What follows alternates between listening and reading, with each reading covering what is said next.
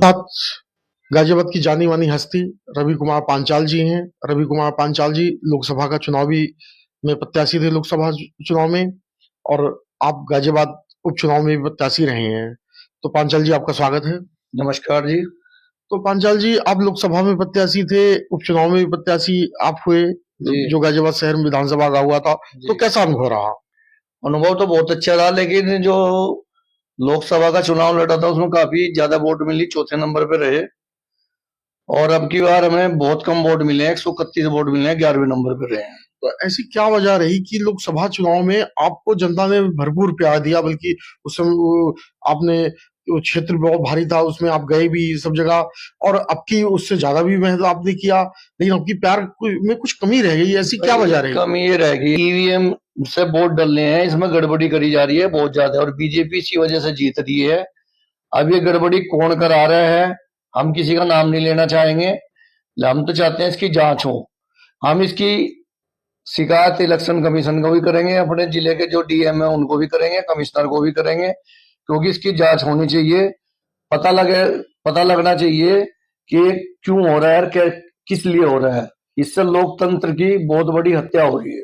अच्छा पांचाल जी, लोकसभा चुनाव में भी आप प्रत्याशी थे जी। ईवीएम से उस समय भी चुनाव हुआ था जी। उसमें आपको वोट सबसे ज्यादा मिले, आप चौथे नंबर पे आए। नहीं, वो मिला है, मैं कह तो रहा हूँ, ये गड़बड़ी करते हैं ना भाई, ये सेटिंग करते हैं कि किसी में कम दिलाते हैं, किसी में ज्यादा दिलाते हैं, सही वोट नहीं आ रहे हैं।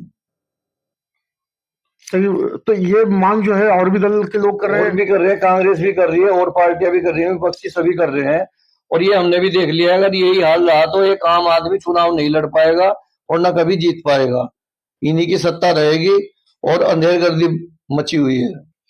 आप जो है जनता से क्या कहना चाहते हैं? क्योंकि आप जनता से कुछ अपील, क्योंकि जनता से आप वोट मांगने गए और जितना आपने सोचा था, जितना आपने अनुमान लगाया था, उतना आपको नहीं मिला, तो आप जनता से क्या कहना चाहते हैं? जनता से तो हम यही कहना चाहेंगे, जनता तो अपना काम करती है, उसका काम है वोट डालना, लेकिन ये वोट डालेंगे मेरे को, जाएगी बीजेपी को, ये हकीकत है। कांग्रेस पार्टी भी सही कह रही है और पार्टी भी कह रही है, समाजवादी भी, सब सही कह रहे हैं।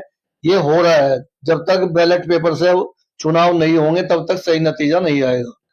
तो आने वाले समय में 2027 में आपने घोषणा किया था कि आप प्रत्याशी हैं। जी जी जी। तो क्या आप ऐसी जो घटनाएं आपकी हो रही है, सब हो रही हैं, तो आगे चल के आप प्रत्याशी रहेंगे? नहीं, चुनाव तो मैं लड़ता रहूंगा, क्योंकि ये इसी वजह से गड़बड़ कर रहे हैं कि किसी को 100 वोट आ गई, किसी को 200 आ गई, ताकि आम आदमी जो कोई चुनाव लड़ने की हिम्मत करेगा, पैसा भी लगाएगा, सब कुछ करेगा, उसको वोट कम आएंगी तो उसका मनोबल टूट जाएगा और फिर जिंदगी में आगे चुनाव नहीं लड़ेगा।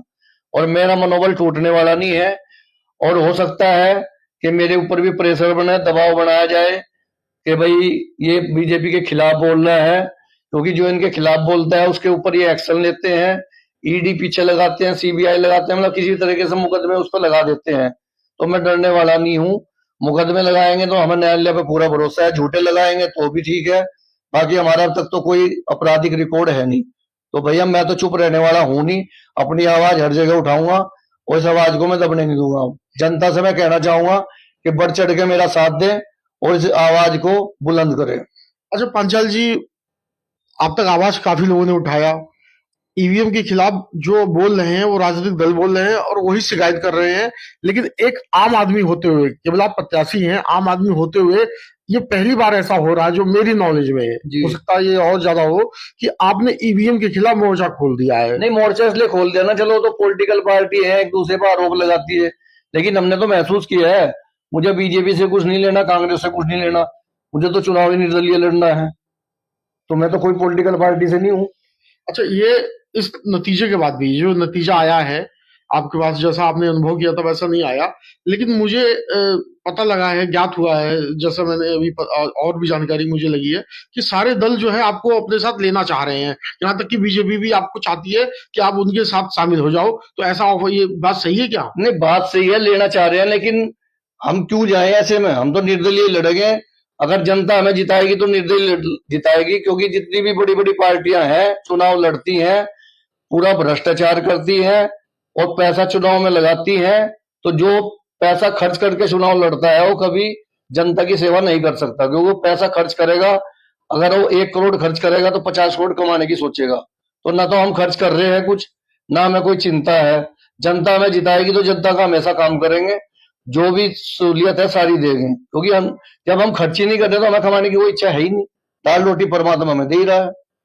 तो 27 के लिए आप कुछ अपील करना चाहते हैं? 27 में भी लड़ेंगे, 28 में मेयर का भी लड़ेंगे, 29 में सांसद का भी लड़ेंगे। तो तीनों घोषणाएं आपने कर तीनों दी। घोषणाएं कर दी हैं, तीनों चुनाव लड़ेंगे, कोई दिक्कत वाली बात नहीं।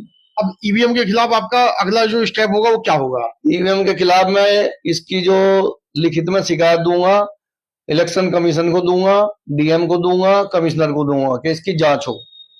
और अगर ये जांच नहीं होती है तब उसके बाद अगला स्टेप आपको? जांच नहीं होती तो इस पर प्रदर्शन करेंगे, पब्लिक को साथ लेंगे, जनता से अपील करेंगे भाई साथ चलो, धरना प्रदर्शन करेंगे, जितना हो सकेगा भूख हड़ताल करेंगे, सब कुछ करेंगे, लेकिन चुप नहीं रहेंगे। ये है रवि कुमार पांचाल जी, जिन्होंने ईवीएम के खिलाफ मोर्चा खोल दिया है और इन्होंने ईवीएम के खिलाफ चुप ना रहने का संकल्प लिया है। अब तक सभी राजनीतिक दलों ने खोला था मोर्चा, अब की रवि कुमार पांचाल जी ने भी मोर्चा खोल दिया। अब इनके मोर्चा खोलने के बाद अब ये देखने की बात होगी कि और भी प्रत्याशी जो सामने आते हैं या नहीं आते हैं। धन्यवाद।